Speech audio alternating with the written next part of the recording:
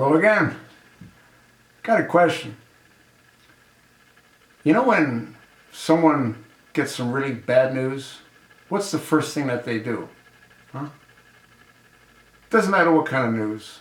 Let's say you go to the doctor and he says you got cancer, God forbid. Or let's say you get caught cheating by your wife. What's the first thing they do? Well, they go into denial. Can't be me. I can't have cancer. I didn't do it. I didn't cheat on you, honey. Then what happens? Well, then they go into another stage where they sort of try to pretend it didn't happen.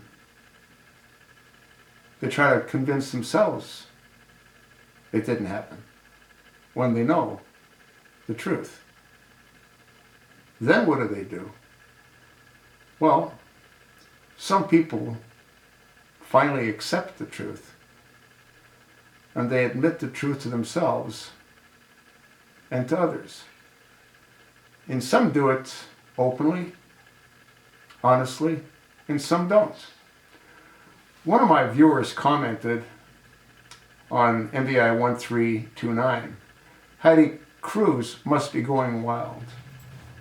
And that's in reference to all of the information that's all over everything right now. It's on Twitter, it's on the news, it's everywhere. And that's the suspected infidelity of the preacher's son. You know, that constitutionalist. And one of the viewers wrote, how long do you think it'll be before Ted does the crying Jimmy Swagger routine? Anyone remember Jimmy Swagger? I do. He was one of these Bible-thumping preachers. And he got caught with prostitutes. And then again, it was the denial, it's not true, it didn't happen. And finally, when he came clean, he tried the crying routine.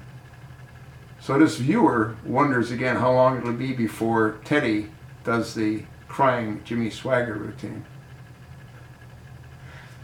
I think that'll probably be how he ends up flaming out, you know? This is the 25th of March 2016. I can't see any of this going away anytime soon. Heidi Cruz must be bouncing off the walls. And Teddy could go into acting because he's keeping a straight face and he's blaming it on Donald and he's saying it's not true. The problem is there's women that have been identified. Katrina Pearson is one of those women.